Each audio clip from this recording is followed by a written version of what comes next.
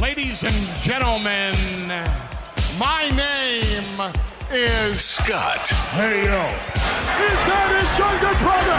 It's gonna be Jeff. The cream will rise to the top. Oh, yeah. And you're listening to all of the great action figures from our good friends at Hasbro. The Fullyposeable. Have your own WrestleMania with all your favorite figures. Wrestling Figure. Each sold separately from LJN. Podcast. And we are the Mount Rushmore of professional wrestling.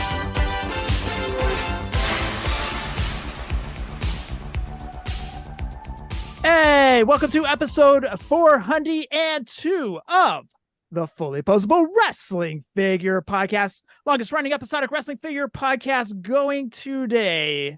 My name is Jeff, and sitting alongside next to me is my real live brother, not storyline brother, Scott. Scott, say hello.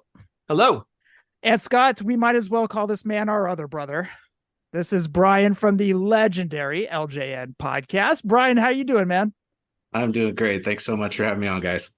Hell yeah. You're like our long lost brother, dude. It's like, you know, from like another town over, you know, stuff like that. Milkman situation could be going on. We don't know. It's pretty crazy. Every time I talk to you guys, there's so much in common, and it's just such a fun time. So really appreciate you. For sure. Yeah. Us and Tim. I mean, we could be like the four horsemen of 80s collecting wrestling figures. Oh yeah. Yeah. And Tim's in Hawaii. Shout out to Tim. He might be back by the time you drop this, but he got an early birthday present, early 50th present from his wife, and so they're in Hawaii having a great trip. So if he comes back, he may decide to stay there. yeah, if he comes back, like you say, yep. Yeah. Happy birthday, Tim. We are the four horsemen in our 40s. Yeah.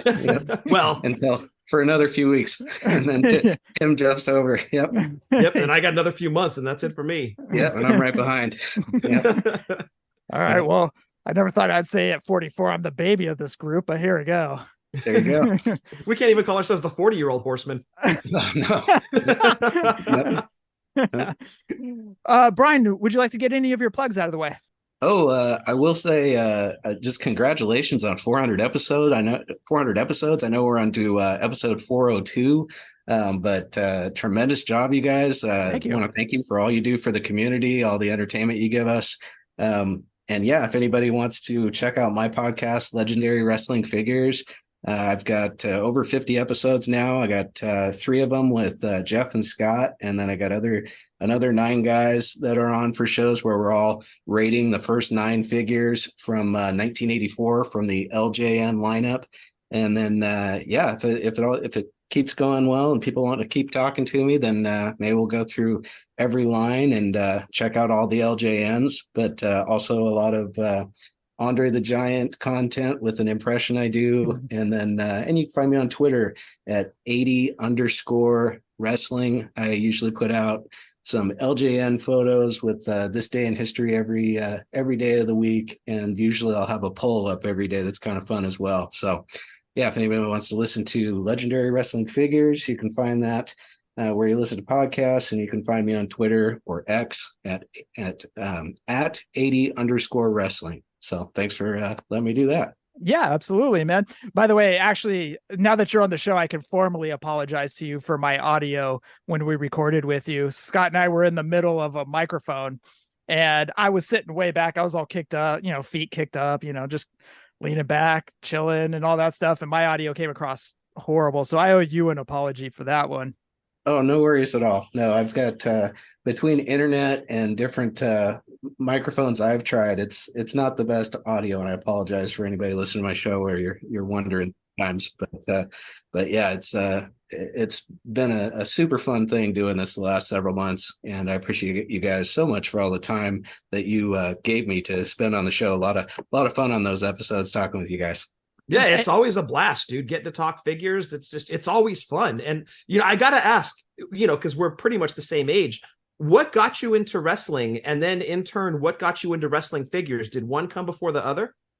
So it was probably 5th grade, and I'd seen some wrestling on TV, like when WrestleMania 1 was going down. Before WrestleMania 1, I remember seeing on the actual news, seeing Cyndi Lauper and Mr. T, leading up to WrestleMania 1 and Cyndi Lauper getting kicked in the head by Roddy Piper at the it's probably the war to settle the score, and that caught my attention. Plus Rocky 3 with Hulk Hogan as Thunder Lips. That was something that grabbed my attention as well. But in 5th grade, as the other kids were listening to Bon Jovi and some of the different music that was out there, I started watching Friday night videos. If you remember that, it was before MTV came to our small town. So I would record Friday night videos, and I always was I wanted to make sure I got the beginning and the end of the program. So I'd set the VCR to start a couple minutes before and run another 5 minutes after. And right after Friday night videos was the original Superstars of Wrestling programming before it turned into like All American Wrestling. And so I got to see the little 30-second opening on there where Roddy Piper is making fun of Uncle Elmer and the other hillbillies. And then I ended up, he says, "You've been milked today, you big sucker." And so and that's the words on it is Roddy making fun of Uncle Elmer. And then it goes into the show. And so once that caught my eye, which is probably April or May of 1986, then I started watching Championship Wrestling on Saturday mornings. And the first huge feud I remember was Hogan Orndorff, and that whole turn started up on Flower Shop. And so really it took off from there. And then July 5th, they actually replayed WrestleMania 2 on Showtime. I remember that. Yep. Yeah. So I got to record that and watch it over and over again. And then I begged my parents to go to the video stores and we'd rent some of the older stuff, like the first WrestleMania and some of the best of the WWF videos. And I was basically hooked around May. And then sometime that summer is when I got my very first wrestling figure, which was actually the bendies Roddy Piper. And he fit in great with the size of my G.I. Joes and my Star Wars guys. And then pretty soon I was into the bigger 8-inch LJNs and started out with Roddy. So that Christmas of 86 was all about the big 8-inch LJNs. And I think the very next morning, because we opened up gifts from the family Christmas Eve, and then Christmas morning, we would get our stuff from Santa. And I know that we got Cage Match Challenge from the Bendies Christmas morning from Santa. And then we went to my grandparents' house. We'd always go there and spend Christmas with my folks, my brother and my grandparents. So there it just took off. But yeah, 1986 is when I got into wrestling and wrestling figures. And here we are, 37 years later, talking wrestling and wrestling figures. So very cool. And then Piper eventually became a G.I. Joe. Took a little while, but he did become he became a G.I. Joe. They made it. I'd love to have that one. I think it was just an exclusive for Comic-Cons or something. I don't think it was like an official release, but do you guys have that one, either of you? Or I wish. How much is it going for, Scott? At one time I saw a signed one. I think it was like 400 or 450. Oh, yeah. I have no idea what they go for now. I haven't priced them out in a few years. But yeah, they're up there. But you're right, Brian. They are a con exclusive. It might have been a Joe Con that they were exclusive to, and I want to say it was back in like 07 or 08. And yeah, it would be a badass one to add to the collection for sure. It's a good figure.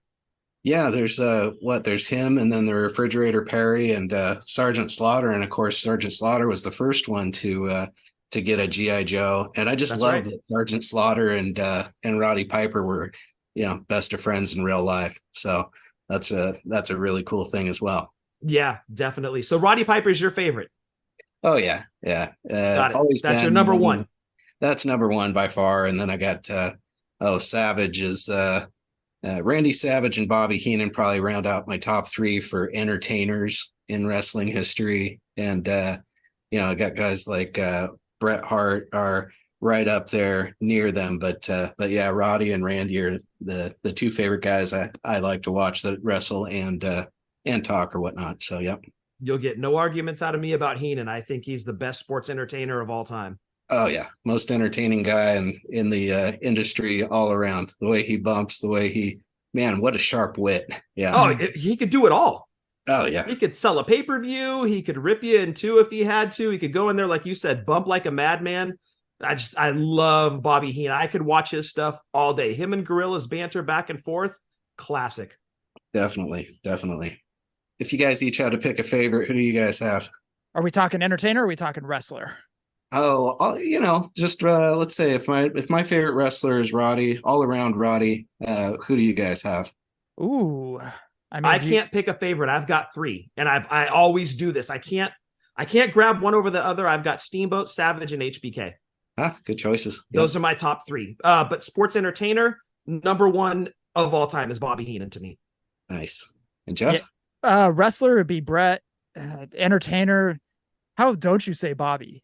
Yeah. I mean, like Scott said, he could just. You could say Mean Gene. Mean Gene was cool, but I mean, he was awesome. Oh, Mean Gene was cool, dude. Nothing against Mean Gene, but Bobby was that one that could put butts in seats because you hated him, and he was the manager. Now, eventually, he would get in the ring sometimes in WWF. He did in AWA as well, but in WWF, he would get in the ring and he'd have the weasel suit and all that other crap. But I mean, as far as a manager, he would put butts in seats because people wanted to see the manager get his ass kicked. Yep. He was great. And then the banter that him and Gorilla had back and forth, like Brian had just said, that made Monday nights. And they riffed off of each other. There was no script. That was all improv back and forth, ping pong and back and forth. Terrific. I'd love to see when one would break the other. Like when he would get when Gorilla would get a legit laugh out of Bobby. That was just so great. Yeah. Loved it. Definitely. And as a kid, it was like you're watching primetime wrestling and it's 2 hours, which is really cool. But you're up there and you're like, okay, stop talking. Let's watch the matches. And now when I watch primetime, okay, let's get the matches over. I want to watch Bobby and Gorilla. So yes, exactly. The only other person or manager, I should say, that people would pay to watch get his ass kicked was Jim Cornette. Oh, for sure. It was never on the level of Bobby. No, Bobby was on a whole different level, but Jim Cornette was another one that people couldn't stand because he would just run his mouth on Saturday nights and are like, oh my God, I'm sick of this guy. I can't wait to see, Road Warriors decapitate him or knock him off a scaffold and see if he can break his legs or whatnot. And here we are 40 years later, nothing's changed. Yeah. Can you imagine if Bobby hadn't passed away and hadn't, lost his voice? Talk about an amazing podcast. Oh gosh. Yeah. Jeez. Yeah. If he was sitting there with Jim Cornette too on Jim Cornette show or something good Lord. By the way, going back to your legendary podcast, you've had Brian Breaker on. I do want to say happy birthday to Brian Breaker. Oh, happy birthday, Breaker. Yes. Yeah, he's turning 38 years old. He's not part of the 40 horsemen. No. but he has taken bumps. He's been in the ring. Oh yeah. Oh yeah, against some of the greats too in New Japan too. So. Oh yeah, yep. And what a podcasting legend he is. You and him both. You guys are on the Mount Rushmore of wrestling figure podcasters. You three, and I don't know who the other one would be, but someday I'd aspire to join you. Yep. Oh, thank you, dude. I appreciate that. Thanks, man. Thanks. Brian is like Scott. They both carry me. So anyway. Oh, come on now. What? No, and we've said this before, is that Breaker is one of the first ones to really invite us in, because we had just started out. Jeff started a conversation with Breaker on Twitter, and he's like, well, let's do something together. Let's do a show. And we did. And he was one of the first ones to reach out to us, to bring us in. He's he will always have my respect for that, because aside from being just a hell of a guy, he's also an amazing podcaster. He's definitely got the gift of gab, has a great voice, and just a nice guy on top of that. And I'll always thank him for that, for really just kind of opening the door for us. 100%. Happy birthday, Brian. Yep. And a little peek behind the curtain, the very first interview we ever did with Breaker. So for some reason, our internet went out, or our computers, I don't know what the hell happened. Went out of sync or something. It was and all bad. We're running around like on The Office, it's happening, we're having stuff like that.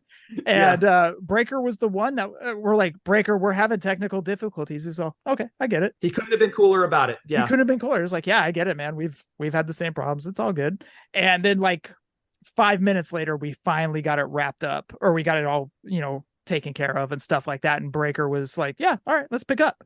And then we just picked up where we're at. So yeah, super cool dude.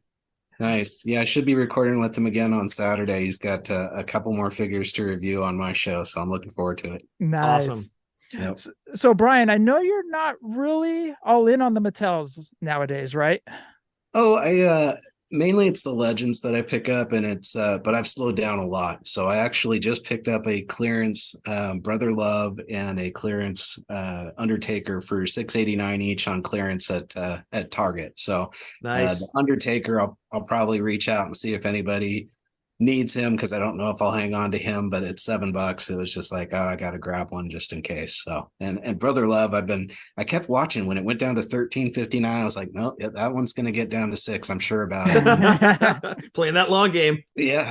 And it worked. There's still 3 on the shelf. So yeah, it's not going over very well, unfortunately for Bruce Pritchard. Yeah. Yeah. Have you picked up any LJNs lately? Actually, I just got another slick on eBay. It didn't come with the hat, but I just looked at it on eBay, and when I looked at it, then the seller sent me an offer, and so he dropped it from 24 to, I want to say, $18. So I got it for like $26 with shipping and tax. So I'm excited to paint another slick figure. I did one recently with like a beige suit and a light purple tie, and it turned out really cool. So I've got another slick I get to paint now. So I'm looking forward to that. That's awesome. So is that where you get most of your figures, is off eBay? Yeah. I'll get lots, and I'll with a bunch of them on deals. And every once in a while there'll be one that I've been looking for that I'll pick up. Like I got the Blue Trunks Andre.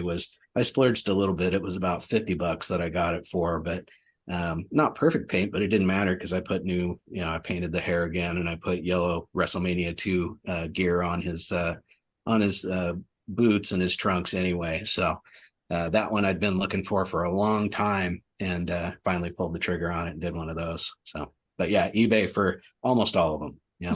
So take us through the process of, I know this sounds wrong, but stripping down the paint. Yes.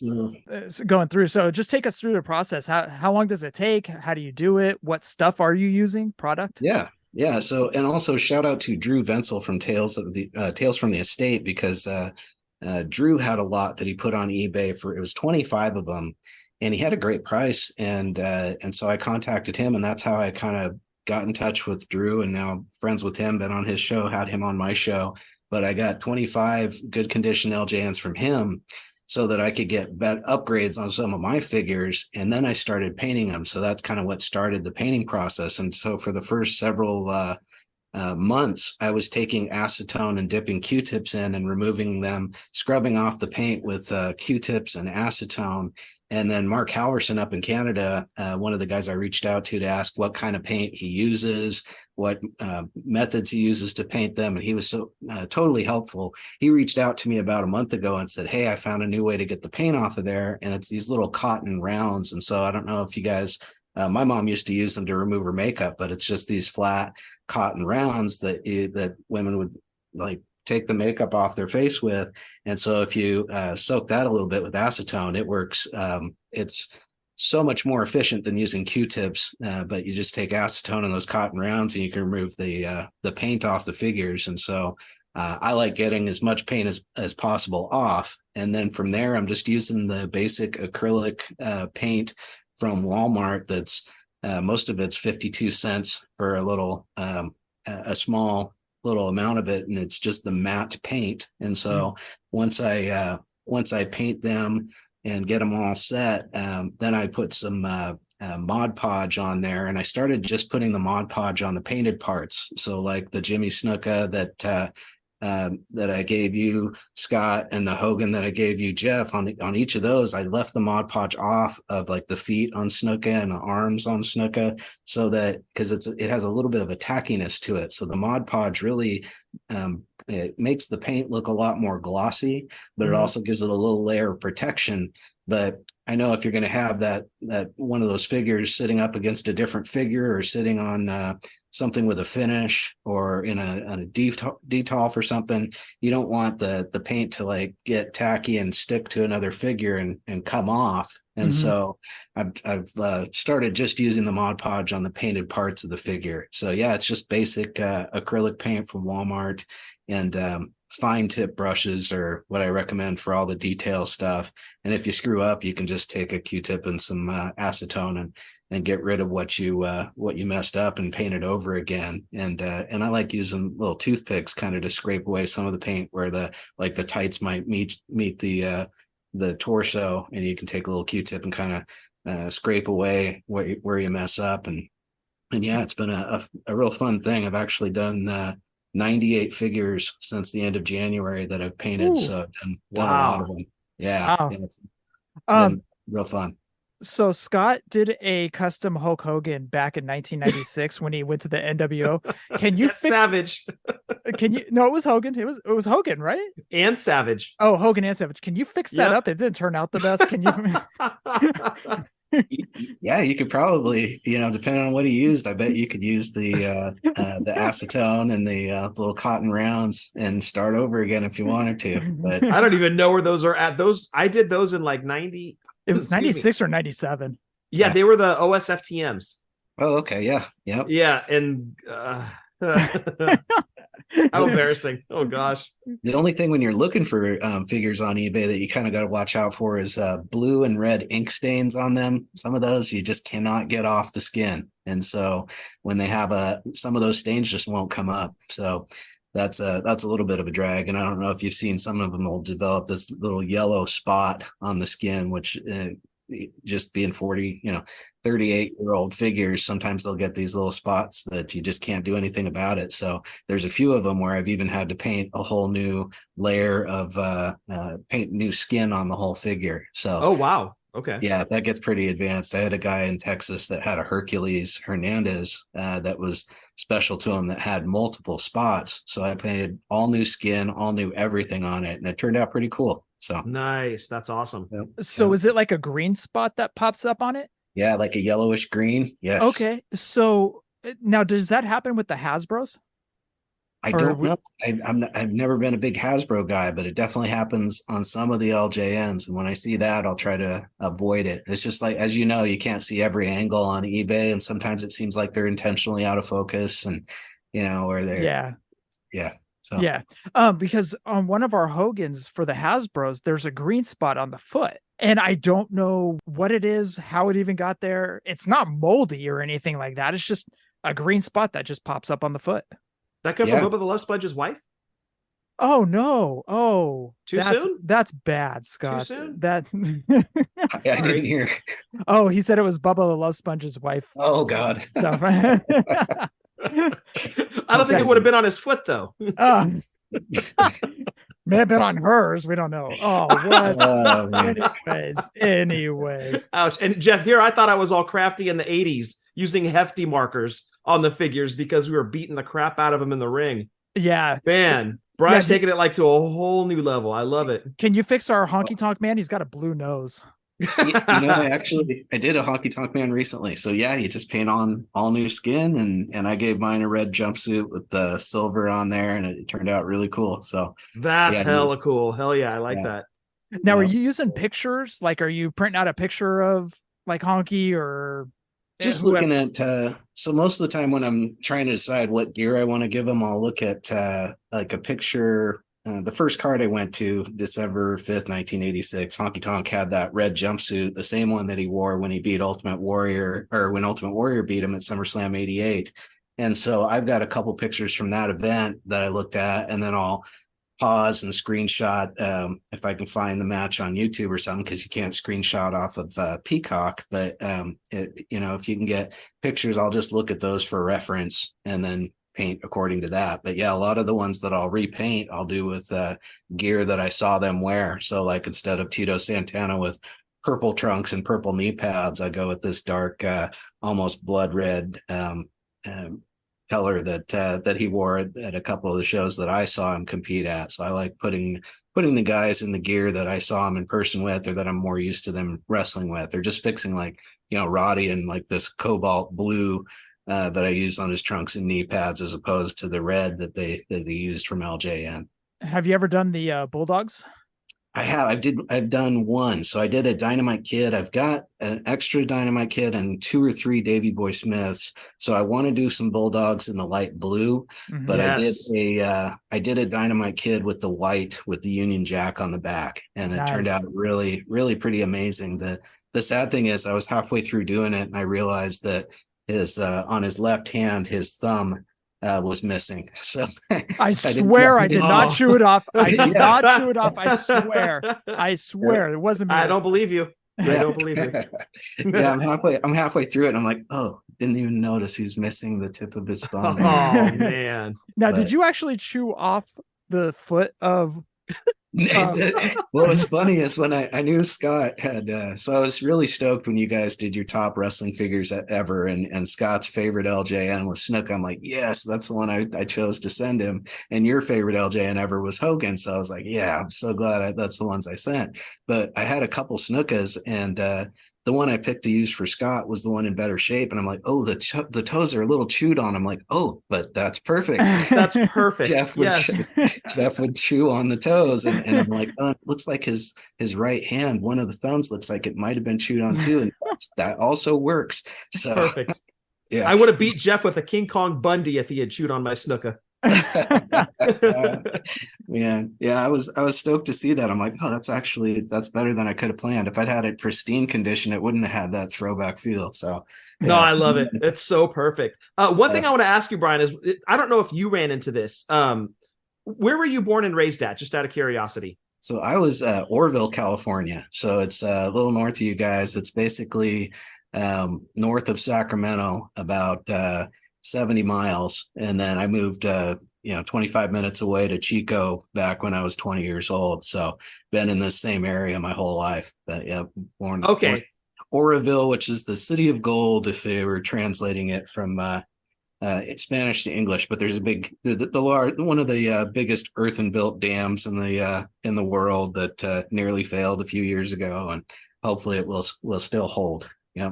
Fingers crossed. In German, it means a whale's. No, it doesn't, Jeff. You don't know what you're talking about, dude. Sorry, it does not. Sorry. I'm sorry. So one thing we ran, because we were born and raised in the East Bay. Mm-hmm. And one of the things we ran into in our Toys R Us, our KB Toys, everything with LJNs, after the Outback Jack series, we didn't see wrestling figures at all until Hasbro. They basically stopped that. That's where LJN ended for us, was Outback Jack. And so we had to turn to Pro Wrestling Illustrated, all the wrestling magazines that had that wrestling ring flyer in it, and order our figures through them. Otherwise, if we hadn't seen that, we would have never gotten Warrior and DiBiase and Honky and Axe. We would have missed out on all those. Did you continue to see figures out that way, like all the way to the Black Card series? Or did they stop shipping LJNs in your area? The last time I talked to you guys, I thought about this too, because I don't ever remember seeing the 1988 and up either. So I knew that 1989, when they moved to Grand Toys of Canada, that it was only through the wrestling ring, that flyer on the back of PWI and the wrestling magazines. And I didn't order any through there. If I'd, hindsight, man, should have ordered a bunch of them and left them all in the package. But I stopped collecting after that 1987 series. And when I think about it, it's like, maybe it's because I didn't see the 1988 series in the stores like you guys. And I don't ever remember seeing those figures in stores. So it could have been in Northern California. Maybe California didn't get a lot of LJNs after, like you say, the 1987 series with Outback Jack. So we never even saw the Killer Bees. Oh, I did get the bees. Yeah. But okay. Yeah. Tim did too. And I'm like, dude, we never even saw him. I was literally calling our Toys R Us every single day looking for the Killer Bees, because every time you saw the commercial, the Killer Bees were in it, and it's like, okay, I know they're out, right? But we never even saw them. I'm trying to remember, what was her name that your hookup was? It Susan or what? Barbara. That's right. Yeah. Barbara at Hayward Toys R Us, man. Yeah. God rest her soul. She was incredible. She was so good to us. Man, wouldn't it be nice to find Barbara someday and be like, hey, it's Scott, and give her a hug to say, I wish I could, dude. Yeah. So we think we did. And we think she passed away, unfortunately. Yeah. My wife found a picture of her or something, and there was like a Facebook post about her. And I was like, oh, that sucks, man. She was so good to Jeff and I. And she would take our calls multiple times a day. And she'd be like, I'm getting a truck a little later, call me back. And we were best friends. Like, hey, what's up, Barbara? Just check in. And it was great, dude. But they unfortunately stopped shipping LJNs out to our area for whatever reason. And I'm glad that we found that flyer for the wrestling ring. And thankfully, our parents were like, "Yeah, no problem. We'll get you some figures still." Because I mean, Jeff and I played with them all the time, so they're like, "Fine, it gets you out of our hair. Go play with your figures and leave us alone." And they were more than happy to spend the money just to get rid of us for a few hours. Yeah. Well, what a sweet lady Barbara was, and rest in peace, Barbara. Man. Yeah, absolutely. Yeah, I would, if I was our parents, I would have done the same thing. Yeah, we were jerks. Oh, we were hella jerks. Yeah, well, especially you, Jeff. But I was a prick. I was a prick. The crows told me. Scott, have you picked up anything recently? So I've got Mr. Perfect from the new Legends series shipping to me tomorrow. Beautiful. I had that issue on Target where they sent, I think I told the story last week where my debit card number changed. And so without giving me a chance to change it, Target canceled my order. So as soon as I saw people were finding them on the pegs, I immediately jumped onto their website and they had them back in stock. And our Target got in the Greg Valentine Rhythm and Blues. So I picked him up, did a curbside pickup for him, and Mr. Perfect is shipping to me tomorrow. But dude, let me tell you right now that Greg Valentine Rhythm and Blues is hitting my top 10 for this year. It is, huh? Oh, dude, it's so good. Nice. What do you like? What do you like about it? Everything. Okay. You know what? Hold on 1 second. I'll show you what I like about it. This jerk is just my leaving cord the for my show. headphones reaches. This jerk is he just went off camera. Where is this guy going? Oh, there he is. Oh, that is a cool figure, actually. So you're gonna get a bad glare off of the light, but I mean, everything about that is money. Like the guitar, the jacket, the belt, the sunglasses, the hair. That is 89 Greg Valentine to a T, and this thing is making top 10. 89 or 90? That was 80. It was WrestleMania 5. All right, Brian, I'm sorry, 6. WrestleMania 6. So if it was 6, then it would have been 90. But he might have started the gimmick. Might have started the gimmick a little before that, right? Maybe he started at late 89. Yeah, late 80. Okay, because this actually does play into definitely 90. Yeah. Okay, so that does play into which detail shelf he goes on when I drop him in there. So because it's got to stop at 90. So maybe he makes it into the 80 shelf. We'll see. Valentine was one of the only wrestlers I ever saw away from wrestling. As we were driving into the Arco Arena, there was a long dirt road up to get to the arena from the freeway. And there was a car pulled over on the side of the road, and there's a big guy, long blonde hair, steps out of the car. It was probably just like a Lincoln Town car or something, but he had a gray suit on, and he went to the trunk to grab a suitcase or something. I don't know what he was doing, but as we passed him by, I was just like, "Oh, that's Greg Valentine." And so it was just weird seeing Greg in like a gray slacks and gray blazer, and it must have been August 27th, 1987 was when I saw him going up against, I think it was him and Dino Bravo faced the Rougeos at the Arco Arena. But yeah, it was weird seeing a wrestler on the side of the road, no other cars. And I was just like, what is he doing before he, 2 minutes before he gets to the arena? So it's interesting. Yeah. The memory on you with dude, you just amaze me. Every time I listen to your show, I'm like amazed every single time. You'll be like, "Oh, that's August 25th, 1987." It's like, what? That's crazy. Just certain things. Yeah. I was gonna say it's the same way listening to you guys telling stories. I mean, the story that you told on my show about you guys and your mom and her getting in the car wreck before you got to go to Toys R Us. It was just cracking me up, and she's all shook up, and Scott's like, we can still go to Toys R Us, right? I'm like, Mom, stay focused. The look of death. Yeah. There's a mission at hand, and she wasn't having it. Yeah. Eyes on the prize, Mom. Let's go. Yeah. There's LJNs we need to take out of people's hands at Toys R Us. Let's go. That's right. I got an ST Jones with my name on it. Dude, that's a couple years older than me. That's holding it right now. Speaking of SD Jones, went to 5280s. I was telling you guys before the show, and I've also sent you guys pictures over the weekend. I got the SD Jones with the flower shirt, the yellow flower shirt from 5280s in Denver, Colorado. They had it there, pristine condition. Got it for $24 loose. So that's another check off the list. Exactly. So what are we down to, Scott? We just need both Andres, the short hair Andre and the blue and the black singlet Andre. And then heel Andre. That's it. That's it for us on the LJNs. Wow, that's it. And do you guys do you have Slaughter already too? Well, we don't count him because Yeah, that's okay. technically It's he's not technically LJN. an LJN. Yep. To answer your question, no, we do not. But Yeah, would we well, pick him up at a good price? Absolutely. Yep. And then he would be part of our LJN family. Yep. But back to the conversation about the spots. Like I've seen a lot of slaughters with the spot.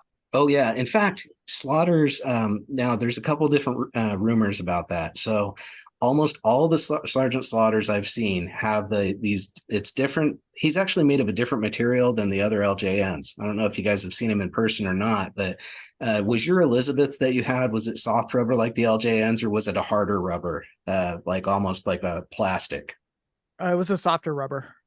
Okay, so there's two types of Miss Elizabeth. There's one that's flexible soft rubber, and there's one that's a harder.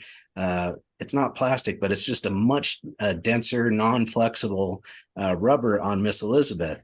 Sergeant Slaughter is the same way. He's like almost like Hasbro plastic hard. He's a different material than the actual LJNs, and so I've heard that the packaging, the plastic packaging, that the paint for his skin had a chemical reaction with that packaging and caused all those little green spots and stuff. So that makes sense. So you're almost always going to see that. And I heard from somebody else that there was some moisture problem at the factory, but I've always tended to believe the plastic and the chemical reaction with the paint color on his arms.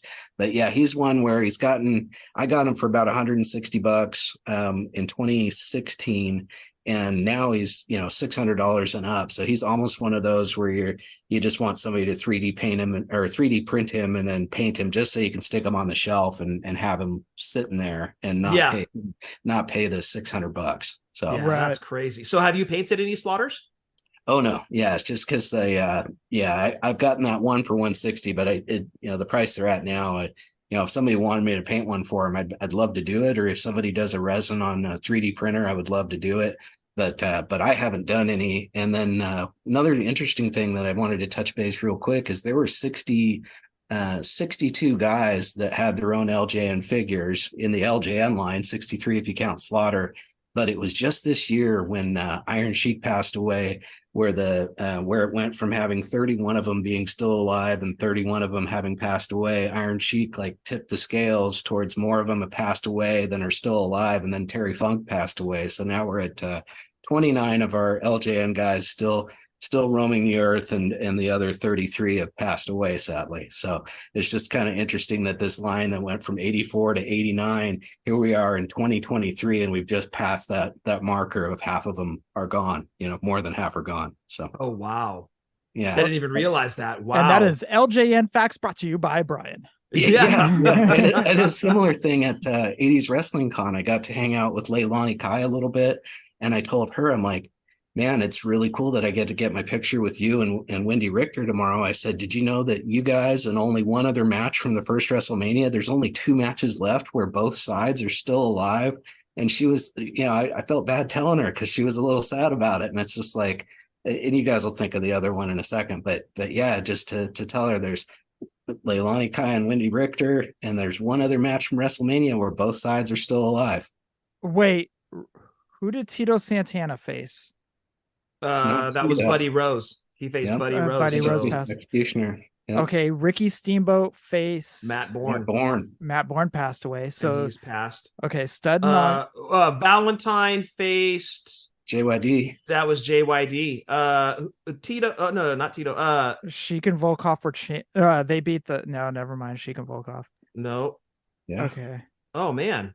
Ooh. Okay, hold on. Definitely not the main event. Not Andre and Stud. And the guys in the corner have passed away, but the 2 guys in the match have not. 2 guys in the corner. Yeah, it's a deep cut. Oh, David Sammartino and Brutus Beefcake. There you go. Yeah, so only 2 matches from the first WrestleMania that they're still alive. So if anybody gets a chance to get their picture with Leilani Kai and Wendy Richter, or if David Sammartino starts going to these wrestling cons and gets a picture with Brutus, that's it. And it's like I say, it's just one of those kind of sad facts. So. Oh, wow. Anyway. By chance, were you able to ask Leilani Kai why they didn't do any women's figures outside of Elizabeth? I didn't talk to her about figures, but she told I got to actually ride in the car with her from the airport, about a half an hour with her and Barbarian. And she was just the sweetest lady. Yeah. She jumped up several spots. Like for me, she's one of, if not the top female wrestlers of all time. And getting to hear her talk in person, what a sweet lady. She had all these great stories about going to Japan, and she rented a house in Hawaii where when she wasn't there, she'd let other wrestlers stay there, but she liked to wrestle for the Maivias and she of course had the not the best things to say about Moolah, because Moolah basically controlled their money, and Moolah, Leilani still doesn't know how much she actually would have made at WrestleMania, because Moolah dipped her hands into that, and then Moolah tried to take all the credit for getting her in that spot when she was able to put on a better match than Moolah would have been able to at the time anyway. So for sure, absolutely, yeah. There's a Japanese match with Leilani Kai. I don't know if you've ever seen it before. It's phenomenal. I'll see if I can figure out what it was and send it to you guys. But there's blood and guts and just some of the best women's wrestling of the era that could ever be out there. And when she posted about it on Twitter, she said, "That's the night of my life." So, wow. Anyway, big heartfelt thanks to Leilani Kai for just being the sweetest person possible in person. Definitely. That's awesome. Well, on that note, did you ever get a chance to meet Roddy Piper? So sad that I didn't. I did. What was really cool is at 80s Wrestling Con, Teal Piper filled in. There was a couple of, they had a Kids of 80s Wrestling, which was 6 of them were set to be there in New Jersey, May 6th, and a couple of them weren't able to make it. And at the last minute, Tommy Fierro, the guy running the con, he was able to get Teal Piper there. So Teal Piper and Damos showed up. And so I had actually brought about half a dozen LJNs to give away to different kids and different wrestlers that were at the con. So I had a Roddy Piper with a Panther shirt, and I was able to gift that to Teal Piper and get my picture with her. So that was just a really cool experience, just to tell her how much a fan I was of her dad, and just to see her and give her that. It was pretty cool. Oh, that's amazing. Right on. That is so cool. So we're not rubbing it in, we promise, but Piper was one of the coolest people we've ever met. That's what I hear from everybody. They just, all these people, when they say, "Who's the nicest wrestler you ever met?" And it's like so often it's Roddy. So yeah, I don't even pause when I give the answer either. It's Roddy Piper. One of the stories that I always go back to is there was a Wrestle Fest con thing going on out here in Newark, California. And what they did is they had all the wrestlers, all the big name wrestlers lined up against kind of like the bleachers, almost like, but over there was the Hart Foundation, RVD, Rocky Maivia, Rick Martel was there. No, Rocky Johnson. Rocky Maivia. Sorry. Whoa. That would have been great. That would have been a whole different story. But anyways, but Roddy Piper was along that wall, and Scott had brought his daughter, and she was kind of bored that day, but she was being a trooper. She was going along with all of us as we were all being marks and everything. She was like 5 years old, and she was holding one of her dolls or something like that. We got up to Piper, and Piper leans down and he goes, "Can I play dolls with you?" Like, just like, because everybody was kind of backed up because everybody was waiting for the Hart Foundation, and everybody in the Hart Foundation kind of backed everything up. So you would be standing in front of Rick Martel or RVD for like 5 minutes. But Piper actually crouched down and started playing dolls with Alana. And that won me over right there. That was one of the nicest things. He didn't ask for anything. He didn't, he just did it on his own. And it was so cool because, it's a 5-year-old kid. She didn't want to be there, but she was being a trooper all day. And Piper did that for her. Well, she was really leery of him too, because, he's larger than life. He's a big guy. And so he's kind of talking to her and she's kind of scared, and he's getting ready to sign my figure. And he goes, "How bad could I be?" And he turns the figure around and holds it next to his face. He goes, "Look, I'm an action figure. I'm a toy. How bad could I be?" And that led up to him kind of playing dolls with Alana. And yeah, it was great. He was just an amazing guy. And when we went to Wrestle Reunion in 2011, he was one of the headliners. He was at the very end table. Terry Funk was at that same show. Piper had the longest line. And it's not because more people went to meet Piper. It's because he was taking time with everybody and wasn't just signing and excusing them. He was making sure that everybody that paid got their time with him. And it was incredible. He was such an amazing person to meet, and he made sure that everybody that paid money that was going to come see him was going to get their money's worth. He was incredible. Man, I love hearing those stories. And to pass away at 61, my mom passed away at the same age, a couple years before he did. And that, that was crushing to me. And then like when I heard about Roddy, I was at work, and one of my buddies at work just, he said, "Oh, another another wrestler died. I'm just like, who? And he's like, Roddy Piper. And I was just like, it just crushed me, you know? Yeah. It's just, Especially with how quickly it was after Dusty had just passed away. yes. Yeah. Yep. It's crazy how much that hurts too, because like they're not family, right? They're not even friends, but like we grew up with them. They're a huge part of our lives. And when that chunk is ripped away, man, it hurts. Definitely. Yes. Yeah. That was the biggest for me. I mean, there's been a lot of tough ones, but that one for me was just like, oh, damn. So, yeah. Yep. And you'll always remember where you were, time of day, all of that. Scott, you talked about Greg Valentine being on your top 10 list. I am going to say that the Becky Lynch from the 4-pack is going to be on my top 10 list as well this year. Yeah, Christopher Dean would agree with you. I just got that set in today and I ordered from Target, and guess what shows up? The one with the number 60 on the top of the box. Wow, dude. Yeah. I thought those were completely gone, like recalled. Mattel's burning them in a big pile. Like, you can hang on to it and get another set that you open, or you keep it closed anyway, don't you? You're a mint on card guy. I do. So actually, here's another funny part is I just ordered. I didn't even remember pre-ordering this set because, you know, I don't have a good memory. And so I had forgotten that I had pre-ordered it. It's random gifts that you deliver to yourself. So earlier today, Norm was at Target and he picked one up for me. Oh, and so I told him to hold on to it. I'll just open that one, put the Hogan on a detolf or something like that. So does it have the 60 at the top or no? Not that one that Norm got me. No. Oh, wow. The one that they sent me had the 60, but not the one that Norm got me. That's crazy, dude. Wow. Tell me about it. Congrats. That's a good score. I know. I don't even know if those are going for money, but I'll keep it. I have no idea. But yeah, at one time I think they were going for like $150. I saw people knocking them out at 150. Yeah.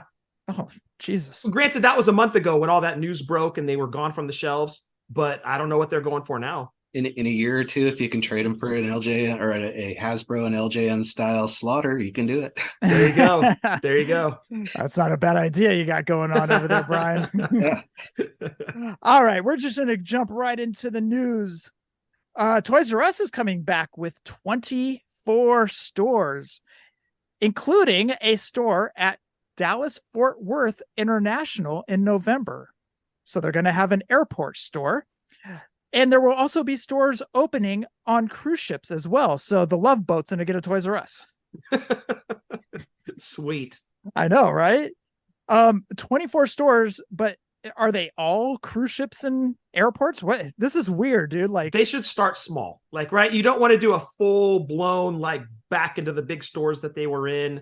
I don't think that's the move. You got to just do them small. Like the Macy's thing has been working out for them. Now, baby step into smaller stores, standalone, cruise ships if you have to, whatever, but baby steps. Cruise ships so weird to me, dude. Are these like the new malls or something? But dude, imagine if they could get on like Disney cruises. Like, that would be amazing, right? You're going to do really well on something like that. Plus, you got like half the people on the cruise are already intoxicated and more likely to buy toys. So right. Dude, how fun would it be to get a Lego set? Let's get a Lego set, dude. Let's go buy Legos, dude. Let's go buy Legos and build that shit. Let's go. Actually, that's brilliant. That is brilliant. You get the really old guys like us. They're like, where's the comics? I need some silly putty. Dude, I'm going to be so bored on this flight. I need a yo-yo. Let's get a yo-yo. Yeah, right. Oh, man. All right. So Toys R Us are coming back. Still no word on KB Toys, though. Yeah, I think that Still waiting. That ship is sailed, dude. Remember they talked about it though. It was supposed to happen. It was brief. KB Toys was coming back. It was brief, but it was just a quick little blurb, and it was after the original Toys R Us was supposed to come back. Well, I don't foresee that. Woolworths? I'm waiting on Woolworths. That would be great. I would love that. We're waiting on Gemco and Best, dude. Yes. Yes. Service merchandise as well. Bring it. All right. Pre-orders for the British Bulldogs in the baby blue went up for pre-order this past Friday on Asylum Superstore. So if you're in for the Retrofest Bulldogs like I am, and I have purchased, I know it's Thursday night, but I'm calling my shot for tomorrow. Head on over to Asylum Store. I was gonna say, have you looked and seen that there's even like the scarring on Dynamite's head from the blade jobs on that figure? The detail on it is just excellent. I know. I don't know how much it is. Well, how much were the Powers of Pain and Demolition? It should be the same price, right? Sure. I didn't pay attention. I just clicked pre-order and had fun. What's that like? I can't do that. I Yes, want to you know what can. that's like, dude. Like, not even looking at the like, I don't even care. Scott, cannot be in your vocabulary. No, it can. Also, speaking of retros, KWK Comet, I did not say cosmic or comic, Kid, aka Max Moon. Well done, dude. Thank you. Is also up for pre-orders on Asylum Wrestling Store. All right.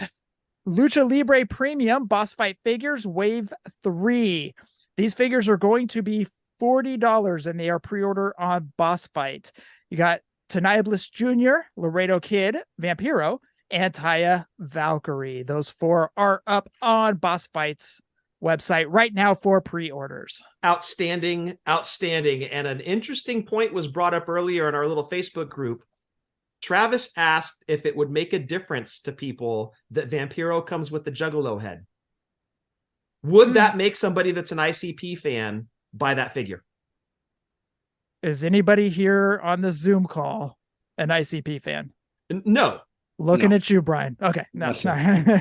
No, so fire away, dude. Pull the trigger. Go ahead. Do what you got to do. But I hadn't even thought about that. And Travis brought it up. I'm like, dude, that's a great point that ICP fans may buy this as Insane Clown Posse merch. It could be. But how good do those renderings look? They're outstanding. And they are on BBTS. You can pre-order them there. You can pre-order them anywhere that sells figures, really. But yeah, they are outstanding. I love that Vampiro. The Ty is a great figure. All of them. Outstanding. Great job by Boss Fight on those. Speaking of BBTS, I also picked up the Chun-Li for Jada Toys. Oh, okay, because they came out with a 12-inch Chun-Li as well. Oh, no. I'm getting the Jada I thought Toys. you were getting crazy with it. Okay. I'm getting the Jada Toys. I'm getting the original 8 and then calling it a day, which is funny. Sure? Yes, because the next wave is all 3 original 8s. It's M. Bison, Ken, and who's the other guy with the extendo arms? Oh, Dalcine. Those will be 5. I just need 3 more, and that will round out me going through the Street Fighter figures. Nice. All right. Another line I didn't need to jump into, but I did. God damn it. They're good figures, though. They are good figures. We live in California. I can't be doing this shit. What the hell's going on? Yeah, I know. As I'm watching them release Guar figures, and I'm like, man, really? And then they're doing the Build-A-Figures Odorous. So Yes. Odorous isn't in the run. He's the Build-A-Figure. And I'm like, of course, the one you want is Odorous. And they make him the Build-A-Figure. That is brilliant. Dick move, but it's brilliant. Don't you want Ballsack? I want them all. Oh. But I want Odorous the most. But now I got to buy all the Guar figures. They're fantastic. Oh, I love them. They're so good. All right, let's move over to WWE. Question that was asked on the Wrestling Figs message boards. Glory's Days of Wrestling said, Action Figure Attack, any chance we could get earlier, younger Hart Foundation in the Legends line? WrestleMania 2 gear. Hitman with silver and black wingtip boots. Chase, black tops with red tights, or black tops, black tights, or black outfit. Gold wingtip boots. Try saying that 10 times fast. Right. Yellow stripe steamboat match. Steve said can't guarantee that exactly as you're mapping out, but somewhere in the line, probably. That's great. That's a hardcore old school fan right there asking those questions. I like that. Brian, you should do some customs of those. Yeah, if the Hart Foundation wasn't so expensive, I'd love to do some in the WrestleMania 2 gear for sure. How much are those running? Oh, just for the Hart Foundation right now, you're probably gonna, for a pair of LJNs, you're probably gonna get close to $200. Oh, jeez.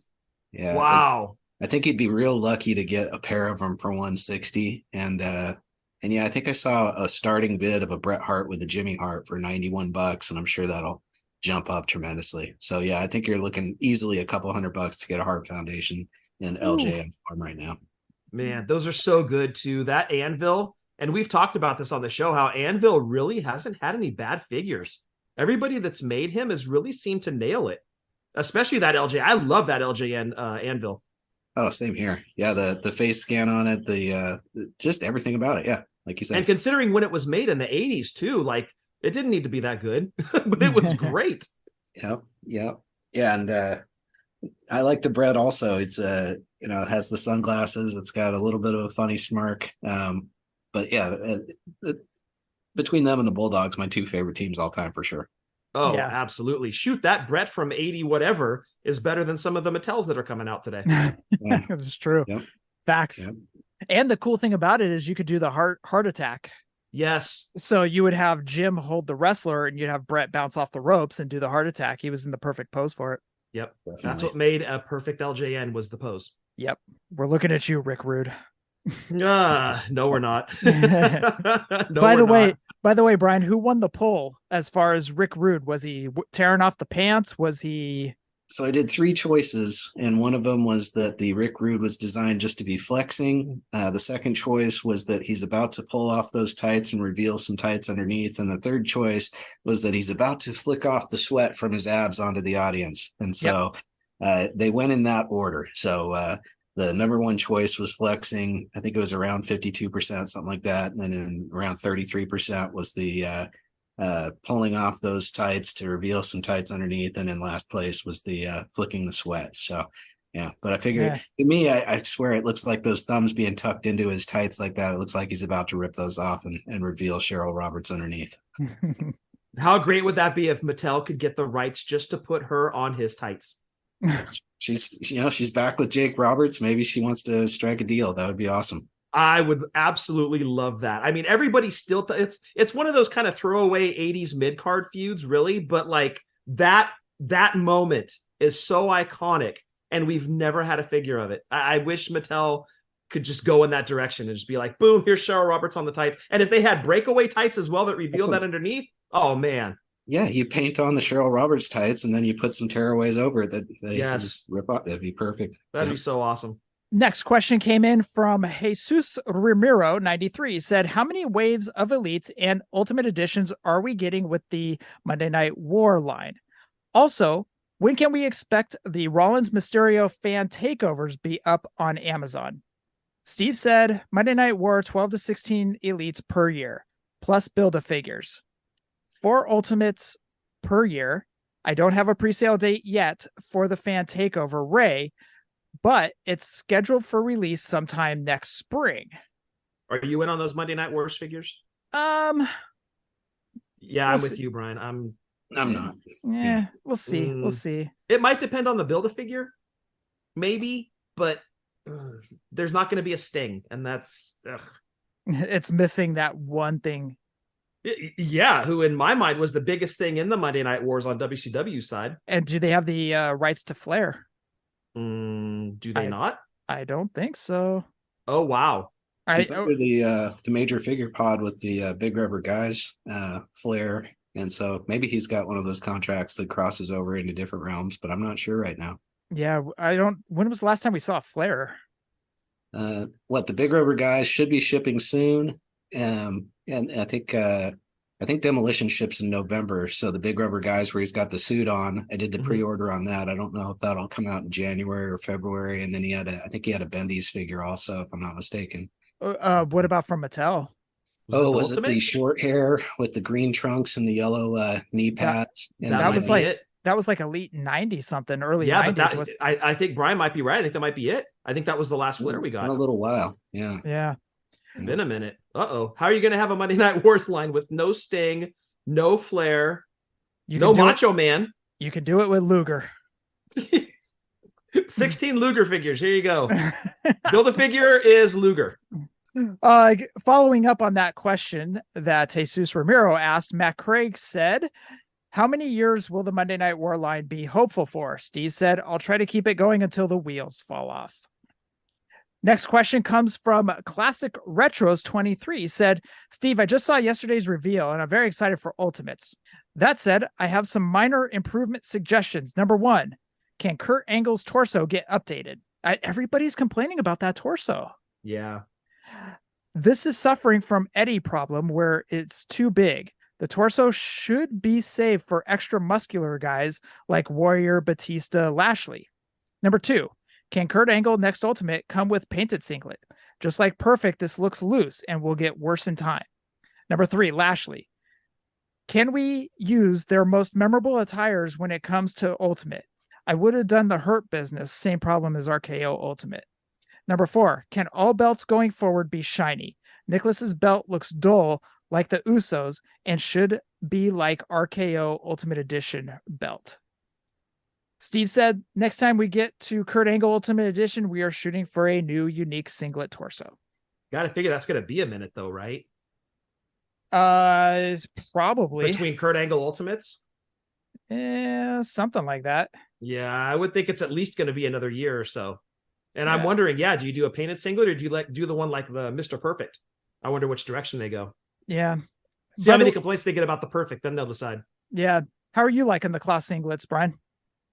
I haven't seen it in person, but I like the look of that Perfect. And there were times where he would pull that down. Not often. It wasn't like Jerry Lawler where every time he got pissed he would do it, but I mean it seems like you'd see him do that in a couple different matches, and I'm guessing with the rubber singlet he could do that. I mean, he could do it with the cloth one too, but just looking at the pictures, I like the looks of it, but I might be in the minority.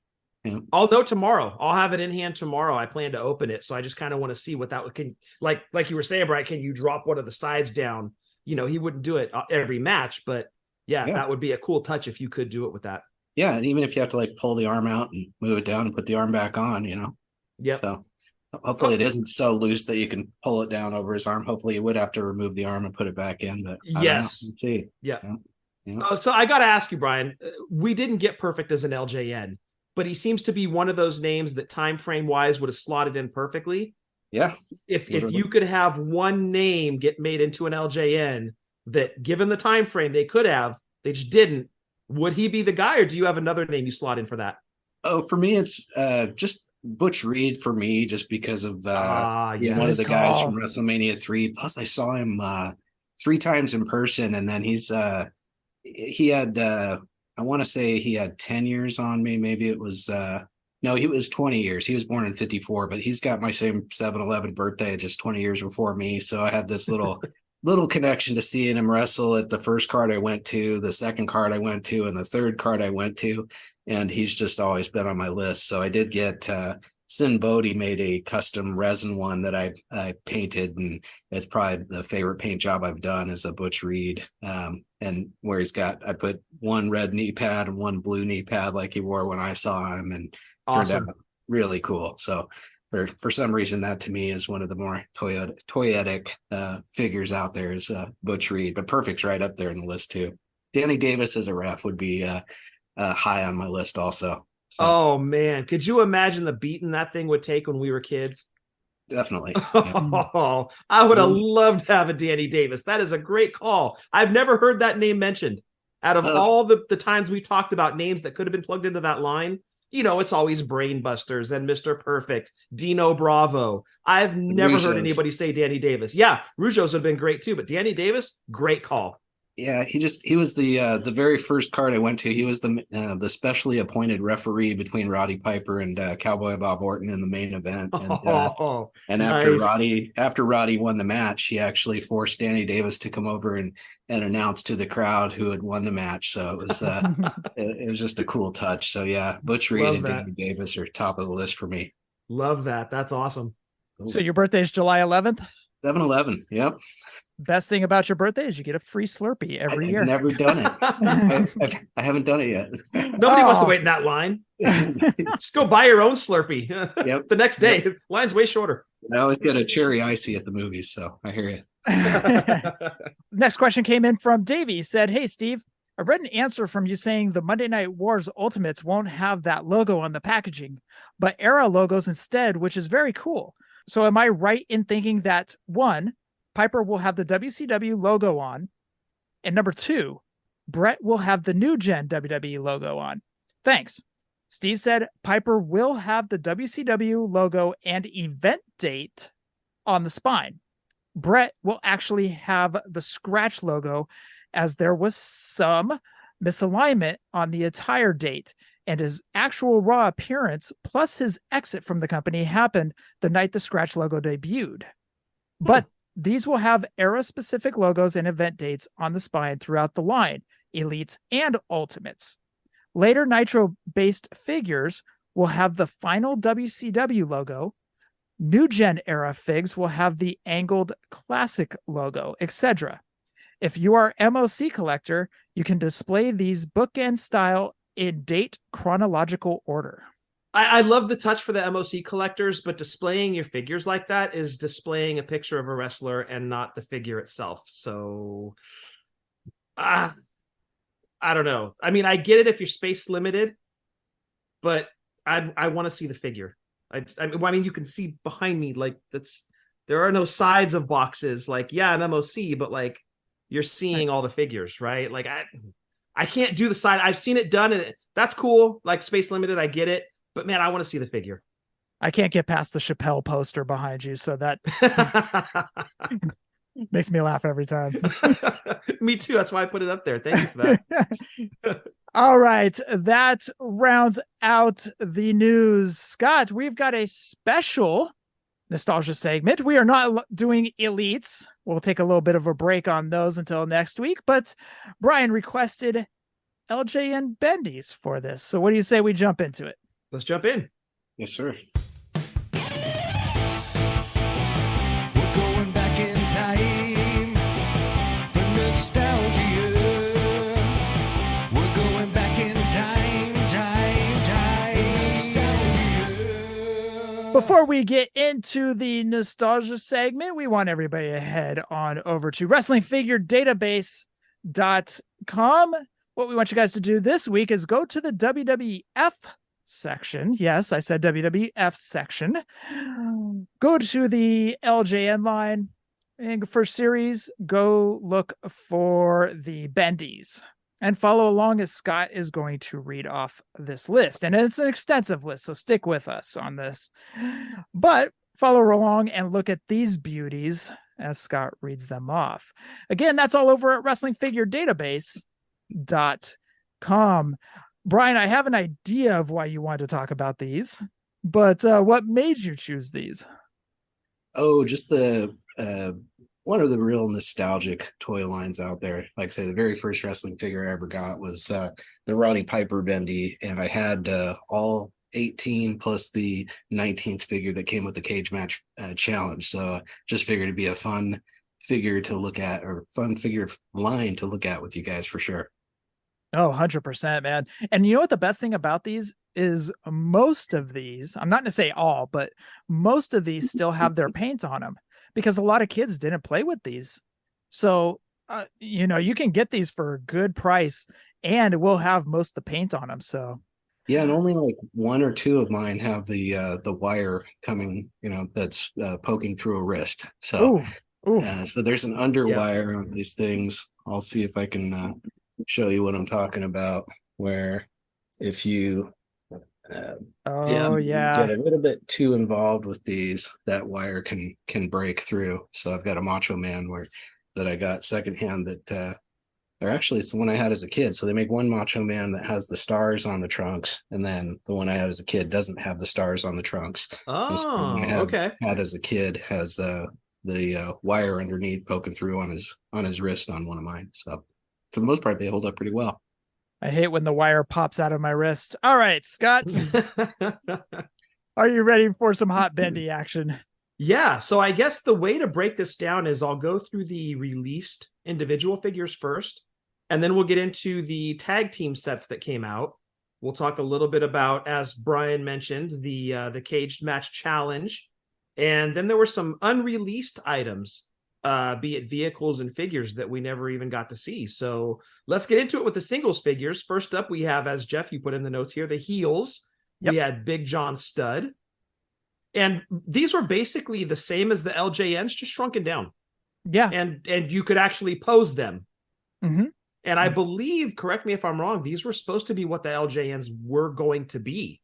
And the retailers liked the full-blown models that were taken in by the salespeople so much, they decided to run with those instead.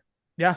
So when they took in the 2-ups, and a lot of people were like, hey, we just want the 2-ups. We want those big rubber guys. No pun intended. Which, honestly was a great call. That was absolutely the right decision, because I remember the first time I saw an LJN, it was the size of the figure that caught my attention, the size of the packaging, everything was like just bigger than everything else, which that's the way wrestling should be, right? It's bigger than all the other toys out there, and that's what caught my eye. Great call for an 80s toy line. The size of their packages caught your eye? Next up on the heels list. What did I say? Why do I invite you on the show every week, dude? You're just so inappropriate. And I'm sorry. That was no, you're not. You're gonna do it again next week and the week after. It took everything in me to try to get that out without laughing, and then I laughed at the end. Anyways, go ahead. Yeah, you did so great. I did so good until the end. Yeah, all right. You're a regular Jimmy Fallon, dude. Well done. God damn, don't ever compare me to him. Back to our heels list. Big John Studd, the great Bobby Heenan, Brutus Beefcake, who there was a prototype out of him in the black and yellow tights. Yes. Which that would have been awesome, because to get a variant in the bendy outside of what was their full-size LJN would have been great, right? Because to me, that's kind of perceived value. You're getting a different looking figure from, your run-of-the-mill, what you could find on the pegs. I wish they had done that. That would have been awesome. Or put like Paul Orndorff in blue trunks, something different. And as Scott said, these are basically shrunken down LJNs. So whatever you saw the LJNs in, this is what these guys were in. So it was almost the same exact thing. Yeah, and to that point, even the cards that the first original series were on were essentially shrunken down LJN cards, all the way down to the red sticker that had the wrestler's name on it. Subsequent series had a card back that looked like kind of a gym, like a training gym, like out of a Rocky movie, kind of a gym setup with a ring and a whole bunch of other stuff. The 2-packs, the tag teams, had that card back on there. The one with the gym? Yes, correct. And then the first ones, they actually had a belt in the middle of the writing, and it looked like the television title or Hogan's second title, because technically he won the green belt first. Yes. But then he had that shrunken NWA TV title look. Right. So that was in the middle of the writing in the cards. So anyways. Yep. And we never got any title belts for these figures, unfortunately. That would have been a cool touch as well. Should have come with the cage. Just saying. Moving on, we got the Iron Sheik, Jesse the Body Ventura, King Kong Bundy, Nikolai Volkov, Macho Man Randy Savage, Brian's favorite Roddy Piper, and Paul Orndorff. That rounds out the heels.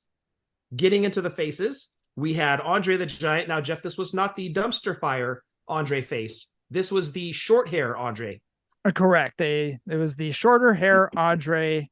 Think the second Blue Trunks Andre. Yeah, exactly. Captain Lou, Corporal Kirshner, George the Animal Steel, Hillbilly Jim, Hulk Hogan, Junkyard Dog, who had a molded on silver chain, and Ricky the Dragon Steamboat. Yeah, so if you look at it, the only one that they missed out of the original 9, of course, they didn't have long hair Andre, but Snuka was gone by 86, so they didn't make Snuka.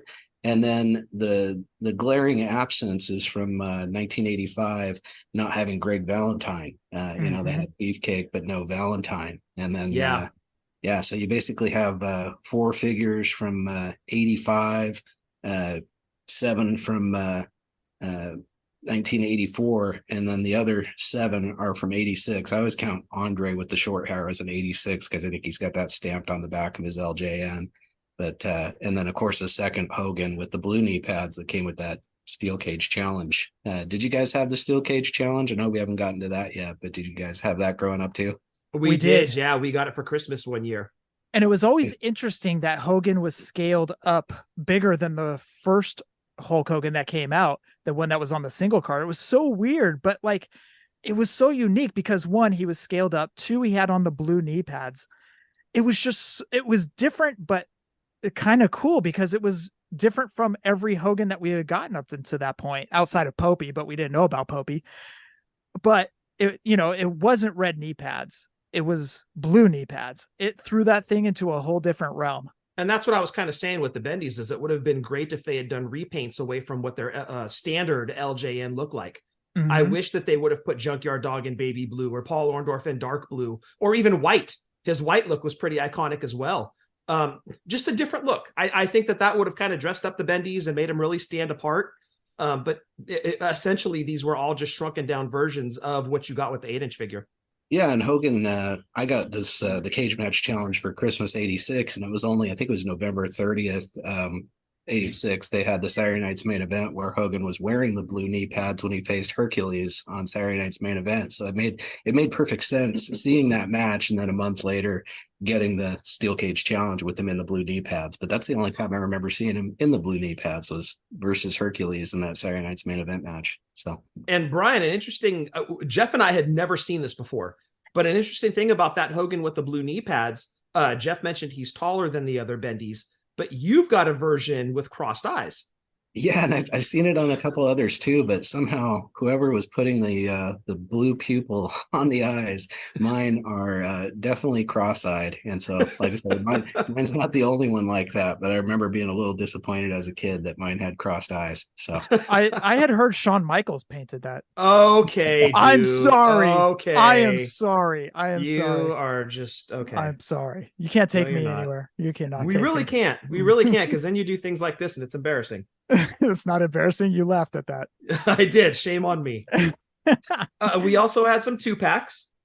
These 2-packs were Captain Lou and George Steele, Nikolai Volkov and the Iron Sheik, Macho Man Randy Savage and Jesse the Body Ventura, King Kong Bundy and Big John Studd, Hulk Hogan and Junkyard Dog, and finally, Ricky Steamboat and Corporal Kirshner.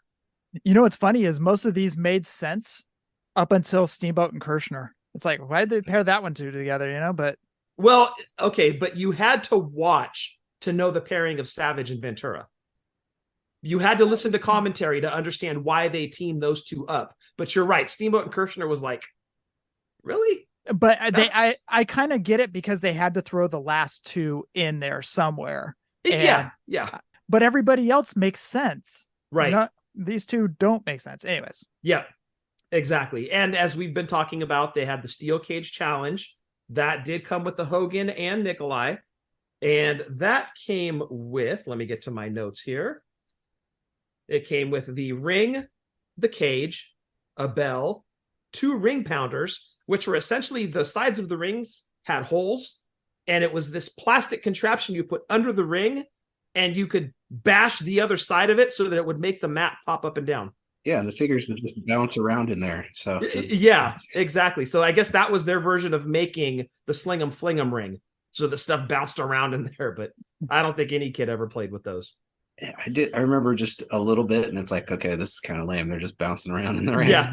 Yeah. This gimmick is like Outback Jack. It sucks. So those got tossed aside. The bell was cool because you like pushed it down and then had a little timer on it. The bell was cool. The cage was great.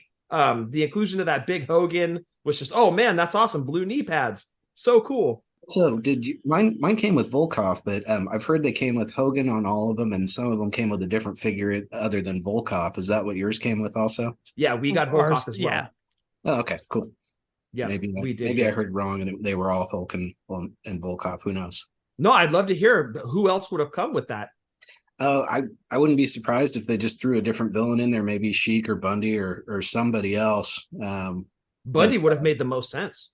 Yeah, and then they could have given it Big Blue. That was also interesting, is to see the Big Blue steel cage come with the standard, or be an accessory for the standard LJNs, and then have the gray, more common fence-like cage on this steel cage challenge that was like all the other promotions were using, and like WWF used, other than Big Blue. So yeah, and unfortunately, we never got a Snuka or a Morocco to have in that cage. Yes, yep. So to that point, we did have some unreleased bendies. We saw pictures of these. There were prototypes made. They never got released. That would have been Tito Santana, Magnificent Don Morocco, Terry Funk, and Bruno Sammartino. Tito looked great too. I mean, again, it's the scaled down version of his LJN, but I mean, it still looked great. I don't know what it is, but they all look great. Yeah. Bundy looks a little weird with his arms straight down. Yeah, it's kind of weird looking. But I will. It looks like a Chris Farley and fat guy in a little coat where he does that in where he's doing that little dance. But yeah, it is a weird pose. However, the rest of them all look really good. But it's interesting. Like Brian brought up a great point that there's no Valentine to go with Beefcake. Not even in the unreleased prototypes. They didn't make Valentine. It's like, why'd you leave Greg off this list? He was heavily featured on TV. if you look at the 86, the ones that were in the 86 LJN line that they didn't make as bendies, there's no bulldogs in those prototypes. They don't have the other managers like Blassie and Jimmy Hart, but they did have, Tito, Bruno, Don Morocco, and Terry Funk. So, I mean, they almost hit that whole first 3 years of LJNs with the the plans for the bendies aside from those managers, but no bulldogs and no Greg Valentine. So to me, the glaring absence is probably Valentine. Yeah, definitely, you're right. Well, let's kind of think, when would they have started work on these? What year? If they came out around Christmas, because we all got them around Christmas of 86. Yeah, I was going to say Christmas 86 is when we got them. So these were in production probably in sometime in 85. Well, or early. Who knows? Maybe they had them started in 84 and they had a bunch of inventory and they're like, well, the big ones took off. We've got all these in storage. Let's pull them out. In fact, we screwed up and made this ultra big Hogan. So let's include him with the cage match. And, Well, good point.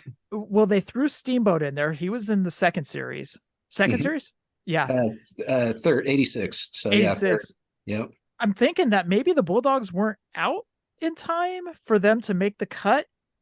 Or maybe they would have been same series as a lot of these guys, Tito and Savage, and that is true. That is and true. Jesse and Bobby, and so maybe it was just something where who knows? Yeah, not sure why they didn't do the Bulldogs.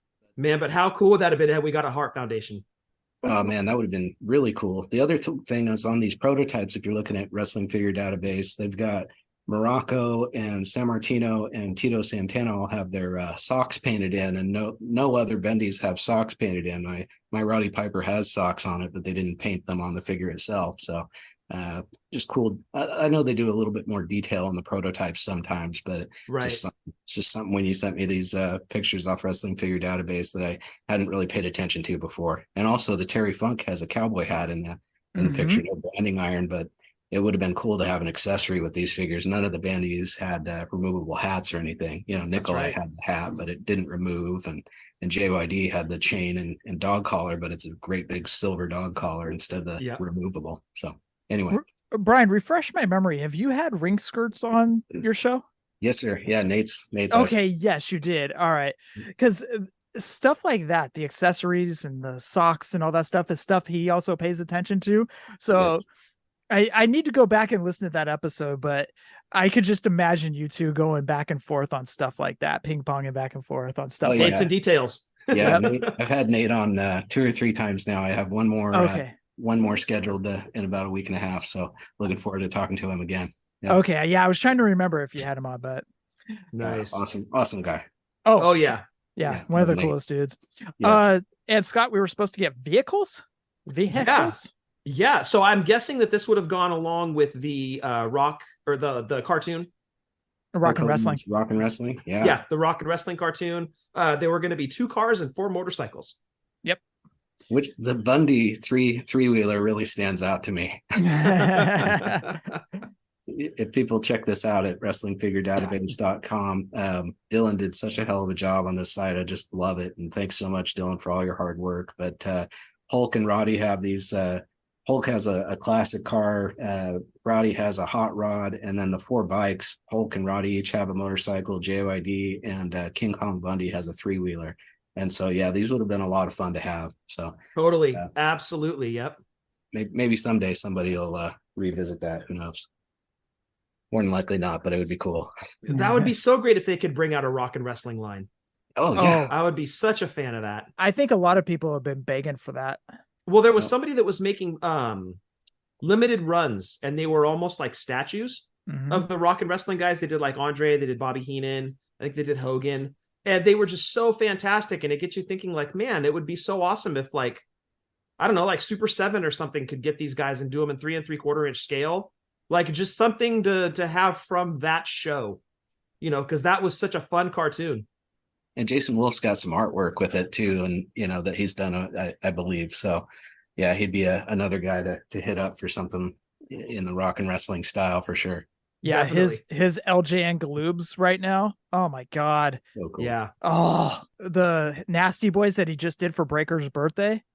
Oh yeah. Oh my I God. saw this today. Awesome. Oh, Jesus, I'm so jealous. I told Breaker that I'm jealous of them, that I contributed to that because I want them. Nice. All right, we do have some eBay prices. Some of these are carded, some of them are not. You can probably tell by the prices which ones are carded, but we'll start with the heels and go with Big John Stud. Last sold eBay listing September 30th for $139.99 on a buy it now. Man, and then you look at that price tag on the one on Wrestling Figure Database, and it's like $2.89. I know, right? The good old days. The card did have some residue in the upper right-hand corner. It looked like somebody was trying to take off a sticker or something, and it left some residue. Gotcha. So, Bobby Heenan, which was not carded, last sold eBay listing September 24th for $29 with 13 bids. Clean, Jeff? It was a clean Heenan? It was clean. Nice. Brutus Beefcake, last sold eBay listing October 3rd for $350 on a buy it now. Wow. I have no idea why that was $350. Wow, $350 for a carded bendy? Dude, I don't know if it was error. I don't know what it was. I was kind of rushing through trying to get all the prices because there was quite a few figures in here, but wow. Yeah, my eyes kind of perked up when it was $350. For sure. I haven't been paying attention to Bendy's pricing, and I was kind of shocked when you sent me those. So I was shocked. Dude, you should have seen my face when I saw that one. I was like, wait, what? Holy crap. Like, that's more expensive than his regular LJN. Dude, right? yeah. Wow. Iron Sheik, which was not carded, September 19th for $6.99 on 2 bids. Jesse Ventura, which was carded, last sold eBay listing September 25th for $38.05 on 15 bids. King Kong Bundy, last sold eBay listing October 1st for $9.99. Nikolai Volkov, September 25th for $20.50 on 5 bids. That one was carded. Macho Man, last sold eBay listing September 28th. Seller originally wanted $450, but accepted $400. Your eyes said it all, Scott. What? Last sold eBay listing was September 25th. Seller originally wanted $450, but accepted $400. And the reason I know that was because 130point.com, they do show sold eBay listings. Not signed by Macho Man. Not signed by Macho Man. You think we're in COVID prices right now? Well, I'm wondering, are these things really rare? Are carded samples of these that rare? I mean, you're talking like Hasbro prices there. You're talking like low production LJN number carded there. That's holy crap. I don't remember these things being rare as a kid. These were all over the place. They were. That's why I'm wondering if maybe just the carded samples aren't prevalent. Unless everybody that got a Macho Man popped them open. So of course, a carded one, is extremely rare. Yeah, that's what I'm saying. Are there just not a lot of samples of these out there? When they pop up, people are just shelling out mad cash for them. Yeah, it could be. Holy crap. Wow. Maybe they're just getting more and more rare the longer time goes by. So that could be. But if you think about like toy shows that you've gone to, right? How many times have you seen a carded bendy? I haven't been to a ton of toy shows. So, but just in the last, I remember seeing 7-8 years ago, it seemed like you used to be able to get a carded bendy for $50, So now hearing these prices, it's like, wow. So Brian, I haven't seen them. Brian, you're going to a toy show with Scott and I. Yeah. I don't know if you know this, but you are. and we're gonna drag Tim along too. Oh, that'd be so fun. Yep, just 40-year-old horseman. The over 40 horseman. That's right. Date and place. Let me know. We're gonna ride into Concord. Yep. Sounds good. All right. Roddy Piper. Did I say that one? No. No. Roddy Piper, Brian's favorites. Last sold eBay listing September 1st for $44 on 12 bids. Wow, just open? That one was, I think that one was carded, if I'm not mistaken. Oh, good deal then for somebody. Paul Orndorff, last sold eBay listing September 24th for $9.95. That one was open. Andre the Giant, last sold September 25th for $32 on 6 bids. That one was carded. Captain Lou, last sold September 9th for $24.96. Corporal Kirshner, last sold eBay listing September 14th for $20. George the Animal Steel, last sold eBay listing was August 20th. The seller wanted $100, but accepted $50. Seems like bad negotiating. Half? I know, right? Couldn't meet in the middle at 75 or something? Yeah, right. Was there a counter offer at any point? Or you just like, fine, take it for half. Had to pay his electric bill or something. I guess so, huh? And, all right, I'll take $50. Yeah, I've been there. That seems more in line to me. $50 for a card. Exactly. Deal, yeah. You know? But that seems reasonable. Yeah. Yeah. I agree. Hillbilly Jim last sold eBay listing August 30th for $56 on 10 bids. Hulk Hogan last sold eBay listing July 22nd for $160 carded. Wow. That's insane to me that these things are going for that much. As I said, dude, these guys were popped open immediately. So, you know, there's not many out there. I mean, how many kids kept their Hogan on package or on card? Not I know many. of none. None. Dude, we should have just kept these in the package and admired them. I guarantee had we done that, we would not have a podcast today. No, we'd be sitting there like billionaires going, yeah, who was the smart ones, jerk? Yeah, right. Like our podcast would be, I remember sitting, holding this card and this figure in my lap and just looking at it and not doing anything with it and wishing I could play with it. Show done. Yeah. Yeah. Last episode 1 and final. JYD last sold eBay listing July 19th for $34.99.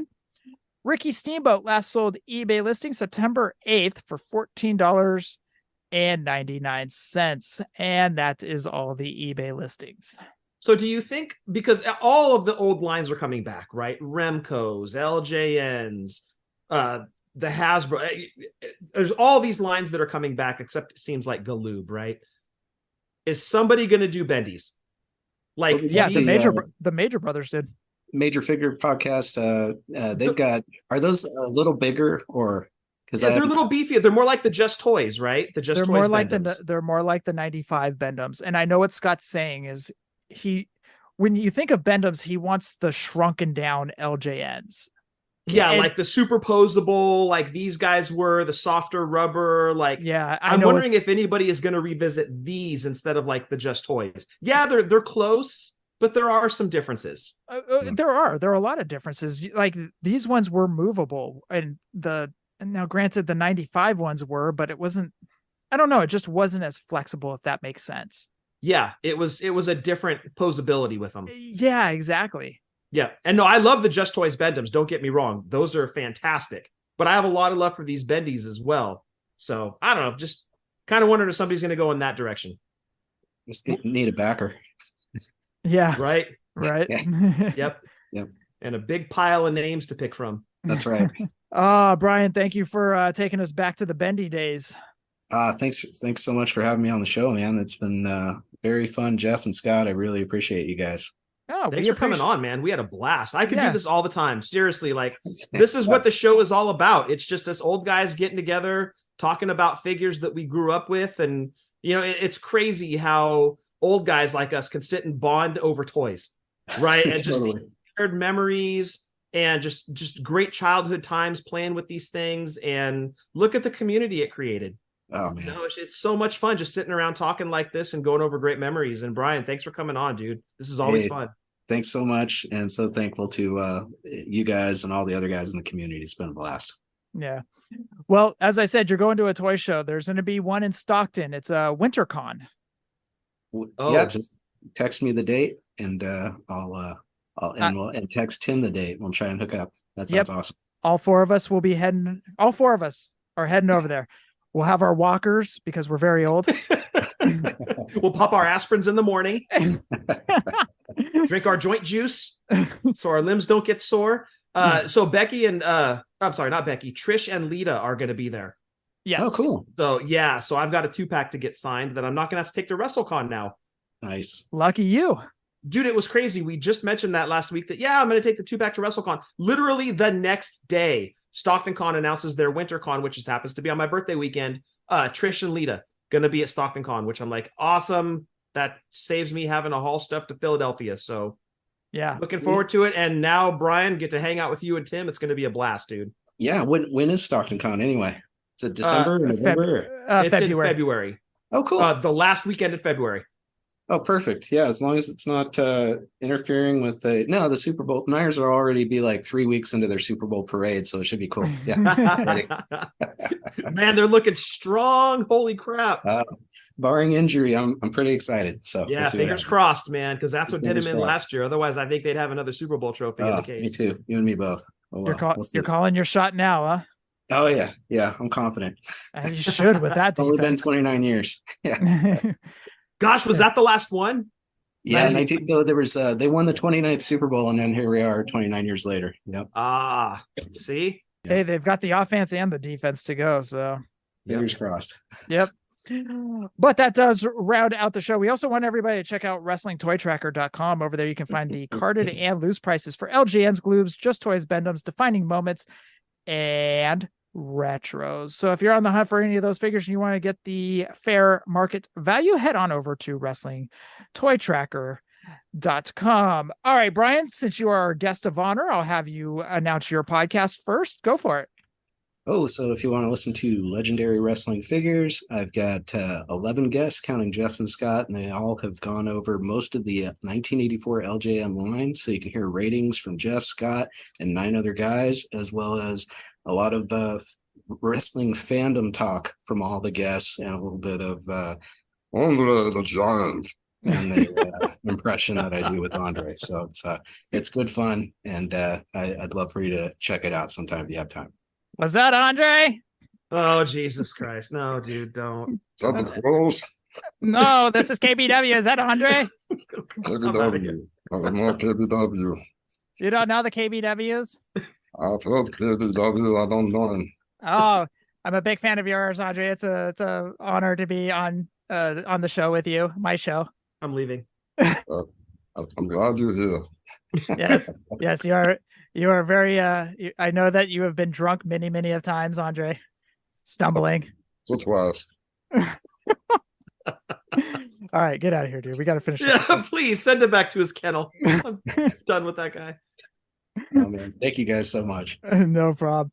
Also, we want you to check out the Rumble Wheel with Brian and Daniel Cross, TB Toycast with Breaker and myself. And this past week, we went over Muppet Babies.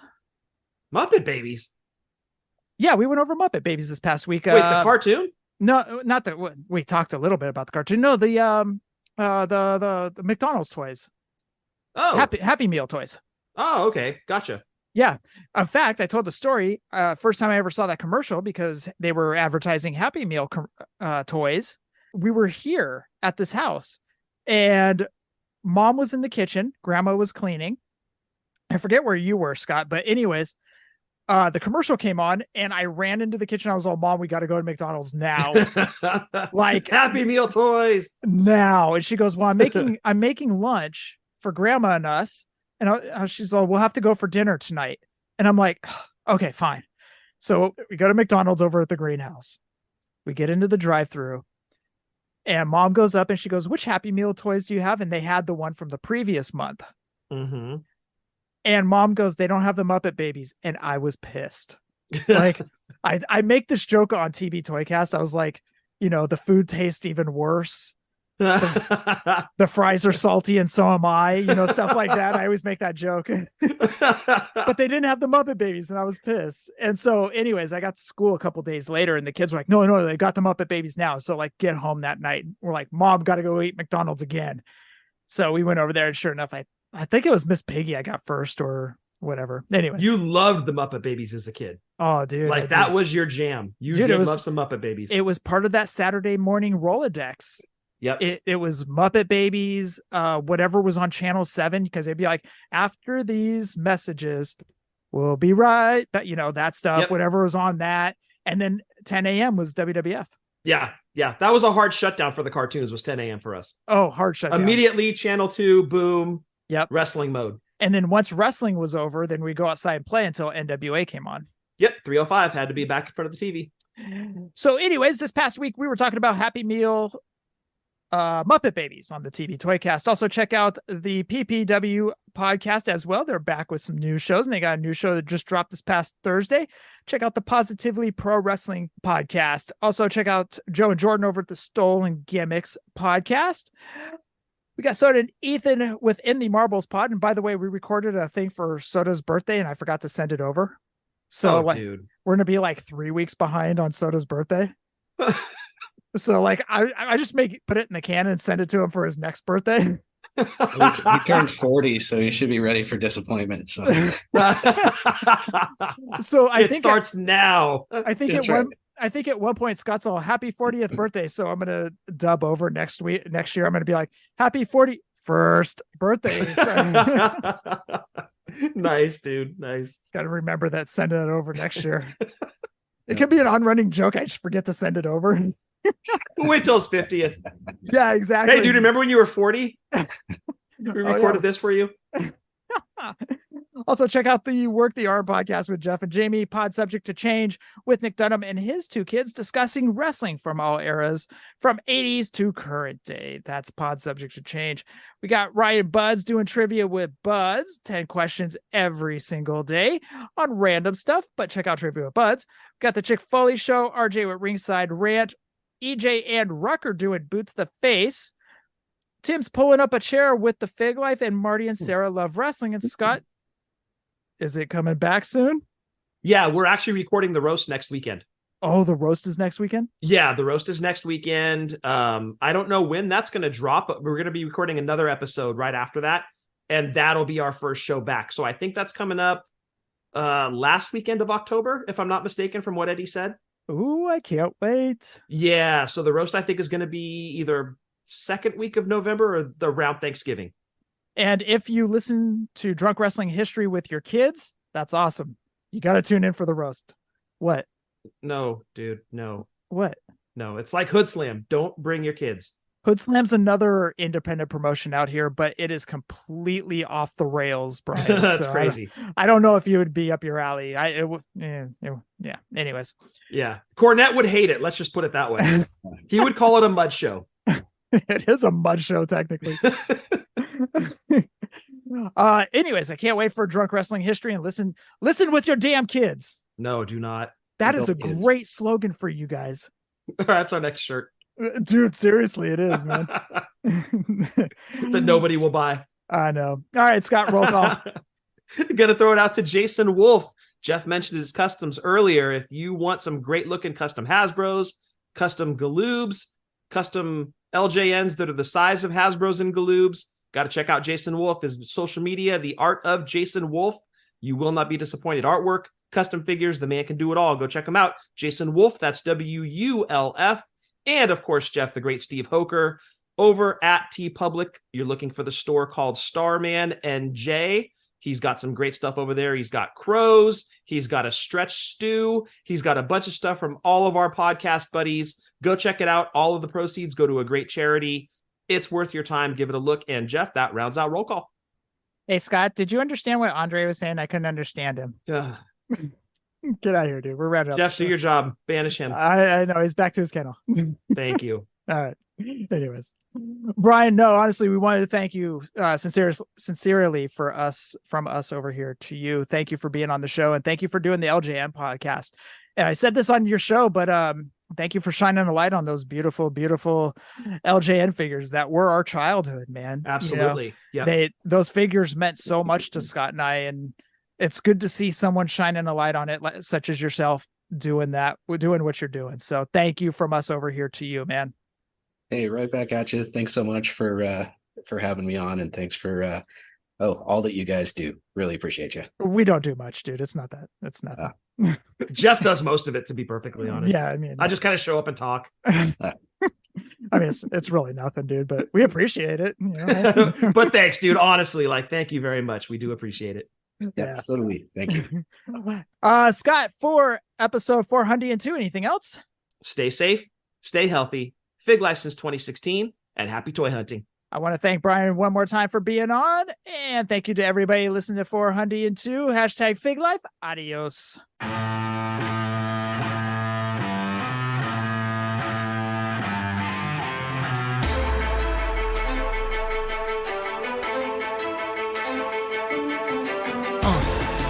Yeah.